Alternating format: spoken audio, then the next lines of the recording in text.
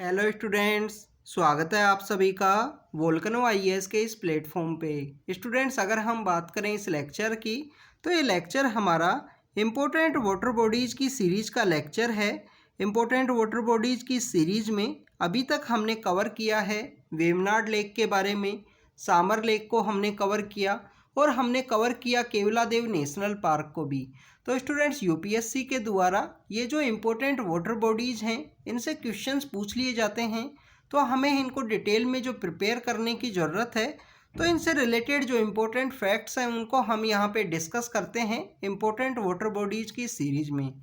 Students, आज हम बात करेंगे चिल्का लेक के बारे में।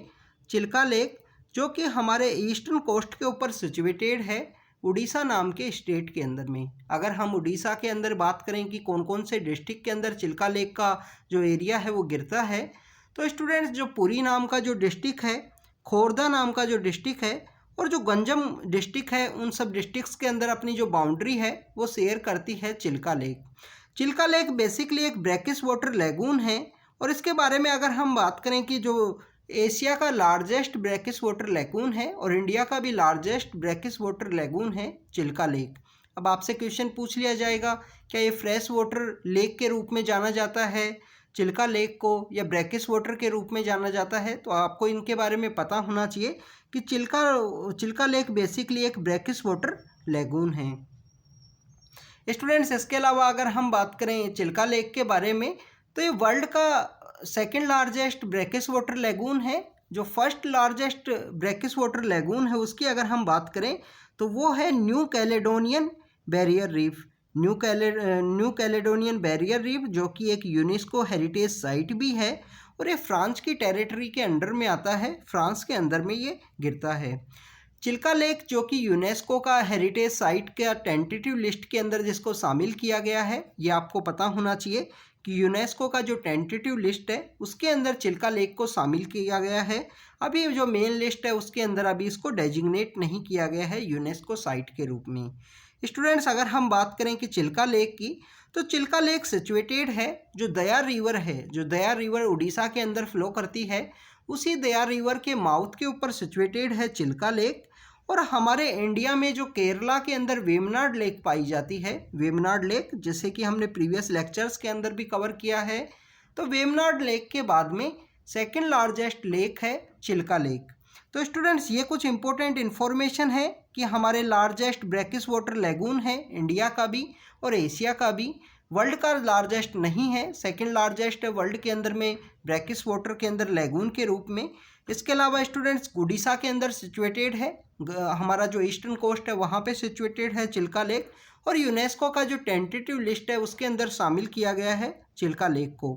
अगर हम स्टूडेंट्स बात करें हिस्टोरिकल इन्फ्लुएंस की चिल्का लेक के बारे में, तो चिल्का लेक का जो हिस्टोरिकल इन्फ्लुएंस आपको एंशिएंट समय से देखने के लिए मिलता है। जो चाइनीज़ ट्रैवलर इंडिया में विजिट किया करते थे, हिन शांग इंडिया के अंदर आए थे, उसी समय में हिन शांग यहाँ पे एक चाइनीज़ ट्रैवलर हैं वो भी इंडिया के अंदर विजिट किए थे, जुआनजांग ने चिल्का लेक है उसके बारे में मेंशन किया है कि चिल्का लेक जहाँ पे सिचुएटेड है वहाँ पे एक फ्लोरेसिंग पोर्ट हुआ करता था। इवन हमारे पुराण का जो लिटरेचर है, पुराण का जो लिटरेचर है उसके अंदर भी मेंशन किया गया है कि जो चिल्का लेक है वो बेसिकली एक ट्रेड सेंटर के रूप में, एक कॉमर्शियल सिटी के रूप में इस्टेब्लिश किया गया था, क्योंकि वहाँ से जो ट्रेड है वो किया जाता था जो हमारे साउथ ईस्ट एशिया के जो कंट्रीज़ हैं उनके साथ में।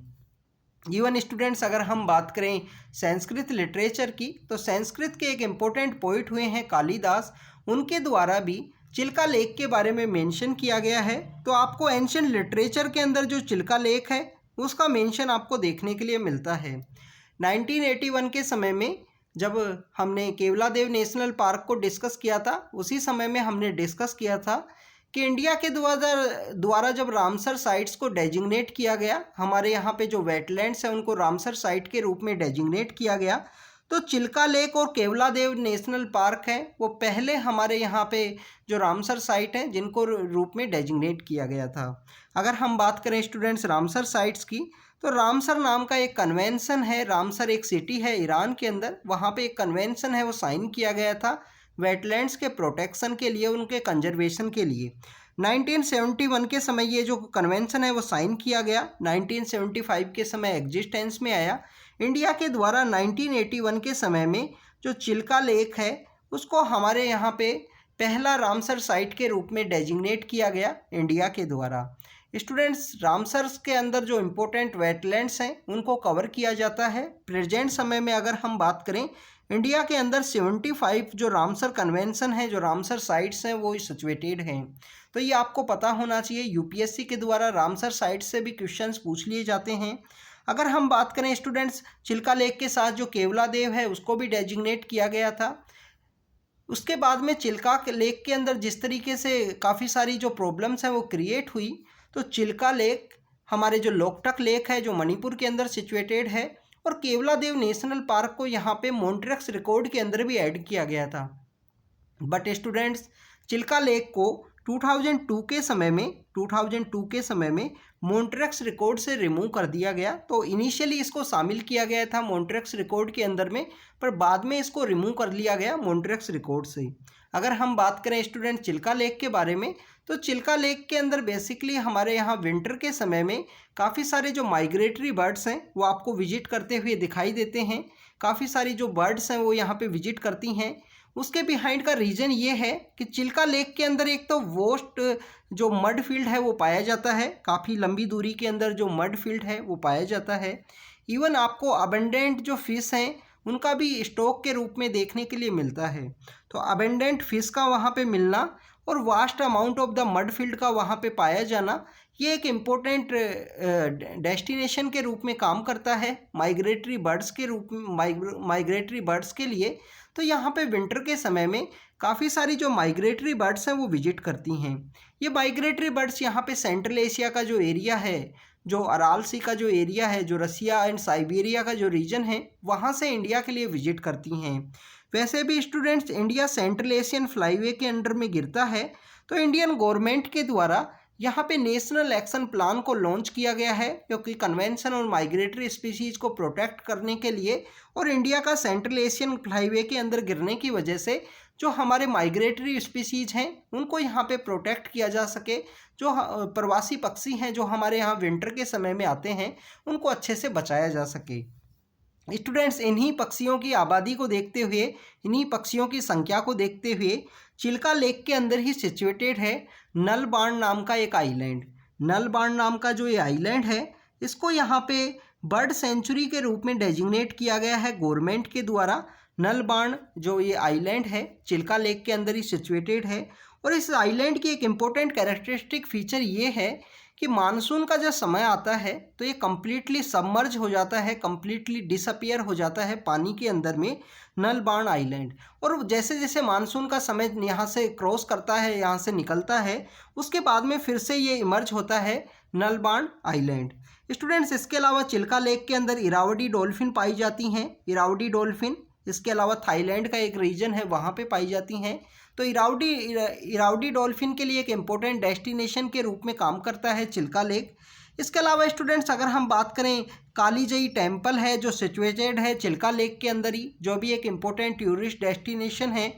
अगर हम बात करें स्टूडेंट्स इरावदी डॉल्फिन की, तो चिल्का लेक यहाँ पे एक होम के रूप में, एक घर के रूप में काम करता है इरावदी डॉल्फिन की पॉपुलेशन को बचाने के लिए, उनको प्रोटेक्ट करने के लिए। इरावदी डॉल्फिन जिनको IUCN की एंडेंजर्ड कैटेगरी के अंदर रखा गया है, तो काफ़ी एक इम्पोर्टेंट डेस्टिनेशन है, एक होम है चिल्का लेक। तो स्टूडेंट्स, ये कुछ इम्पोर्टेंट इन्फॉर्मेशन थी जो हमने चिल्का लेक के बारे में डिस्कस की। उड़ीसा नाम का जो स्टेट है वहाँ पे सिचुएटेड है पुरी, गंजम एंड खोर्धा नाम का जो डिस्ट्रिक्ट है उसके अंदर इसके जो बाउंड्री है वो गिरती है। सिचुएटेड है दया रिवर के माउथ के ऊपर में। कभी इसको बे ऑफ बंगाल का पार्ट भी माना जाता था चिल्का लेक को, ज्योग्राफी के एंशिएंट समय के अकॉर्डिंग। हिस्ट्री के अंदर इसका जो जिक्र है वो हमको देखने के लिए मिलता है। डिफरेंट ट्रैवलर्स ने, डिफरेंट लिटरेरी के जो पोइट्स हैं उन्होंने मेंशन किया है चिल्का लेक के बारे में। 1981 के समय में इसको रामसर कन्वेंशन के अंदर ऐड किया गया। इम्पोर्टेंट वेटलैंड है इंडिया का, प्रोटेक्ट किया जाता है चिल्का लेक को।